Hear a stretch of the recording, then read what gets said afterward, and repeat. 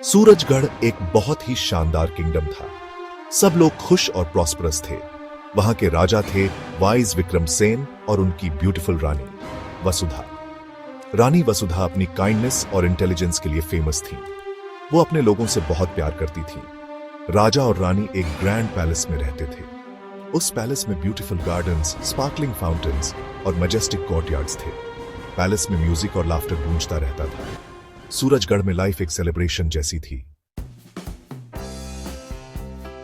एक दिन किंगडम में एक ग्रैंड इवेंट हो रहा था। यह इवेंट पूरे राज्य में बहुत महत्वपूर्ण था और सभी लोग इसमें शामिल होने के लिए उत्साहित थे। दूर दूर से सेजेस और होली मैन इनवाइटेड थे। यह एक ऐसा अवसर था जहां सभी महान आत्माएं एकत्रित होती थी। उनमें से एक रिवर्ड सेज वीरेश भी थे।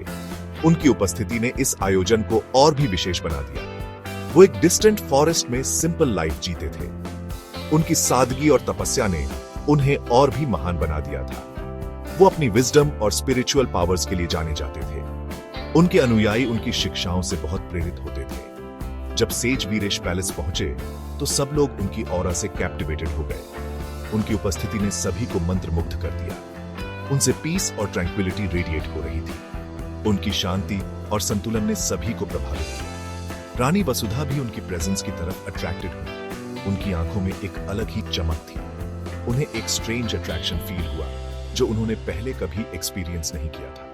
यह एक ऐसा अनुभव था जो उन्होंने पहले कभी महसूस नहीं किया था। जैसे जैसे दिन बीतते गए, रानी वसुधा सेज को भूल नहीं पाई। उनका सेरीन फेस और वाइज वर्ड्स उनके थॉट्स में रहते थे। रानी हमेशा ऑप्युलेंस और ग्रैंडियर से घिरी रहती थी, फिर भी उन्हें एक स्ट्रेंज एम्प्टीनेस फील होती थी। उन्हें रियलाइज हुआ कि ट्रू हैप्पीनेस मटेरियल पोजेशंस या फ्लीटिंग डिजायर्स में नहीं है। रानी का हार्ट समथिंग मोर प्रोफाउंड चाहता था। वो सेज वीरेश की सिंप्लिसिटी और विजडम की तरफ खींची चली गई। रानी अपने ड्यूटी और अपने न्यू फाउंड फीलिंग्स के बीच फंसी हुई थी। Section 4, a test of resolve. एक रात रानी वसुधा ने सेज वीरेश से मिलने का डिसाइड किया। वो जानती थी कि उनके सवालों का जवाब सिर्फ वही दे सकते हैं। वो उनके चेंबर में गई और अपने फीलिंग्स एक्सप्रेस किए। रानी ने अपने दिल की सारी बातें, अपनी चिंताएं और अपने डर सब कुछ उनके सामने रख दिया। सेज वीरेश ने पेशेंटली सुना। उन्होंने रानी की हर बात को ध्यान से सुना और समझा। वो रानी की कंफ्यूजन और टर्मोइल समझ गए। उन्होंने महसूस किया कि रानी कितनी परेशान और उलझन में है, लेकिन वो अपने वर्ड के पाके थे, अपने वाउज ऑफ सेलिबेसी और स्पिरिचुअल परस्यूट से बाउंड थे। उन्होंने अपने जीवन के उस मार्ग को चुना था। सेज वीरेश ने जेंटली रानी को उनके रिस्पेक्टिव ड्यूटीज और सेल्फ कंट्रोल की इंपॉर्टेंस याद दिलाई। उन्होंने कहा कि हर किसी का जीवन में एक उद्देश्य होता है। उन्होंने एक्सप्लेन किया कि ट्रू हैप्पीनेस फ्लीटिंग डिजायर्स को पूरा करने में नहीं, बल्कि उन्हें कॉन्कर करने में है। सच्ची खुशी आत्मसंयम और आत्मज्ञान में है। उन्होंने ट्रू लव के इटर्नल नेचर के बारे में बताया, जो फिजिकल अट्रैक्शन से ऊपर है। सच्चा प्रेम आत्मा का मिलन है, जो शाश्वत और अटूट है। Section 5, the value of true love. Rani का हार्ट ब्रोकन था, लेकिन वो एनलाइटेंड भी थी। उन्होंने अपने जीवन में बहुत कुछ खोया था, लेकिन इस एनलाइटनमेंट ने उन्हें एक नई दिशा दी। उन्हें रियलाइज हुआ कि सेज सही थे। सच्चा प्यार किसी को बांधने में नहीं, बल्कि उसे आजाद करने में है।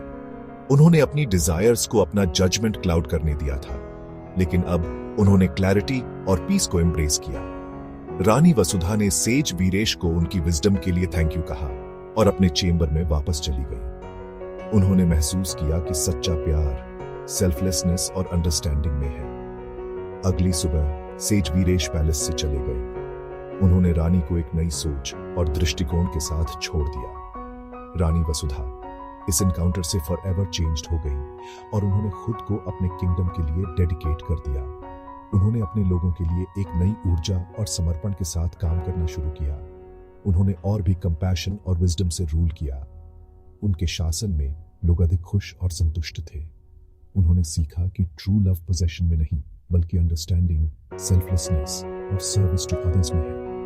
यह एक ऐसा लेसन था जो उन्होंने अपने जीवन में हमेशा के लिए अपनाया। डिजायर की फ्लीटिंग नेचर कभी लास्टिंग हैप्पीनेस नहीं ला सकती। यह केवल टेम्पररी सेटिस्फैक्शन देती है। ट्रू फुलफिलमेंट सेल्फ कंट्रोल और लव की ट्रू एसेंस को रिकॉग्नाइज करने से आती है। यह एक जर्नी है जो हर किसी को अपने तरीके से समझनी होती है।